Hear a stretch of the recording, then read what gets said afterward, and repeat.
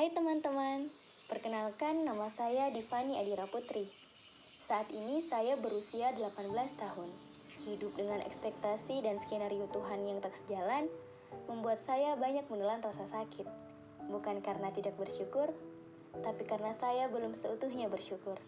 Perjalanan menerima diri sendiri, menjadi bersyukur, dan lebih produktif, saya abadikan dalam video ini. Selamat menikmati jejak digital, teman-teman. Diawali dengan masa SMA yang begitu indah. Hampir setiap saat saya beruntung. Terpilih menjadi duta generasi hijau, menjadi duta anak. Bahkan saking bahagianya, saya membagi kebahagiaan itu kepada anak-anak di sekitar saya. Saya begitu aktif berkegiatan di luar maupun di dalam sekolah.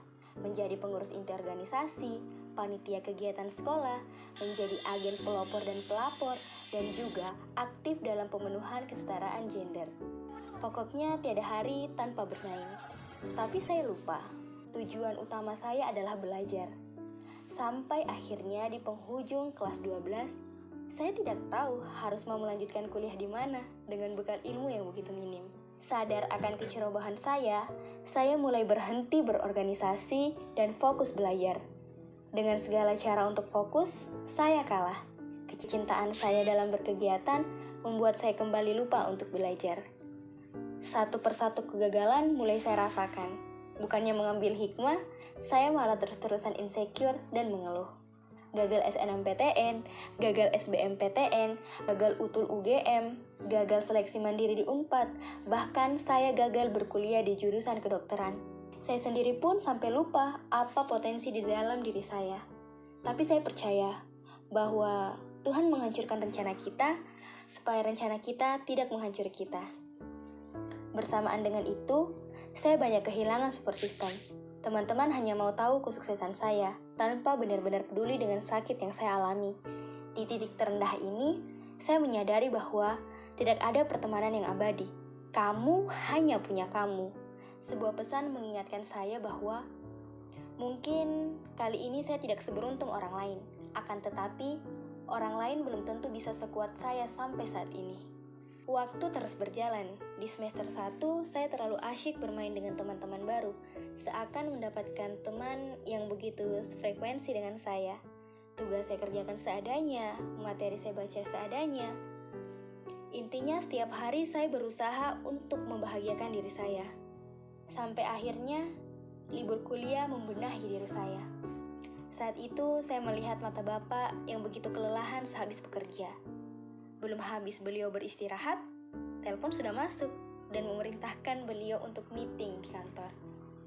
Hati saya saat itu sangat terpukul. Melihat kerja keras orang tua yang tidak sebanding dengan usaha saya membahagiakan mereka. Seharian di kamar, merenung bahkan menangis. Malam itu saya putuskan membuat surat untuk bapak. Semua bapak balas di luar ekspektasi saya. Hari itu saya merasakan syukur kembali. Diberikan keluarga yang begitu sportif. Pola hidup saya pun mulai saya tata kembali. Saya ingat sebuah pesan bahwa ini bukan akhir dunia. Tanpa kamu ketahui, kamu jauh lebih kuat daripada apa yang kamu pikirkan. Kamu juga sebenarnya lebih cerdas, lebih pintar daripada apa yang kamu pikirkan. Dan lebih baik daripada apa yang kamu pikirkan. Jadi jangan berpikir bahwa masalah itu lebih besar daripada kamu. Kamunya yang sebenarnya jauh lebih besar daripada apa yang kamu pikirkan. Semuanya saya buat seimbang. Mendengarkan kata orang seperlunya, mendengar kata hati, juga pakai otak.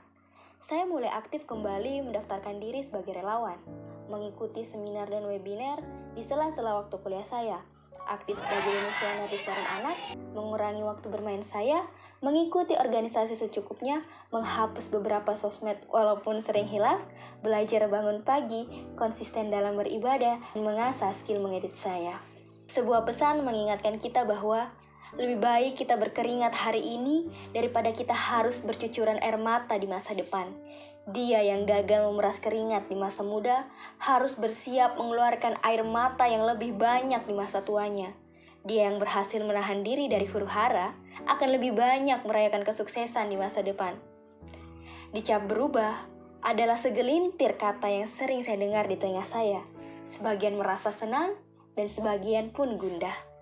Saya tidak lagi menjadi teman yang seru, tapi diri saya mengatakan, kamu menjadi teman yang baik untuk dirimu sendiri.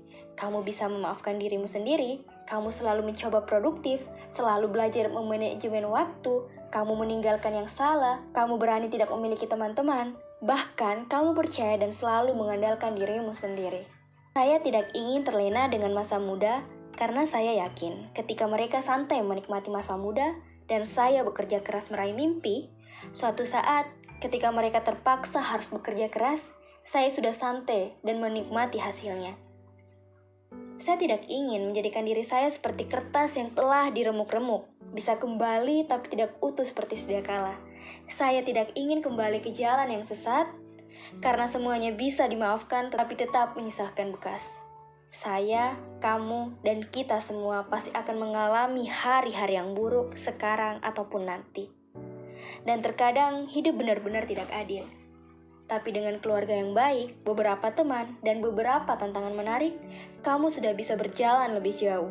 Jadi, jangan mengeluh tentang hal-hal yang tidak mampu kamu lakukan. Tapi tunjukkan pada dunia kamu mampu. Terima kasih saya sudah mau berubah. Terima kasih kamu sudah mau menonton jejak digital ini. Saya yakin kamu bisa, apapun masalahmu.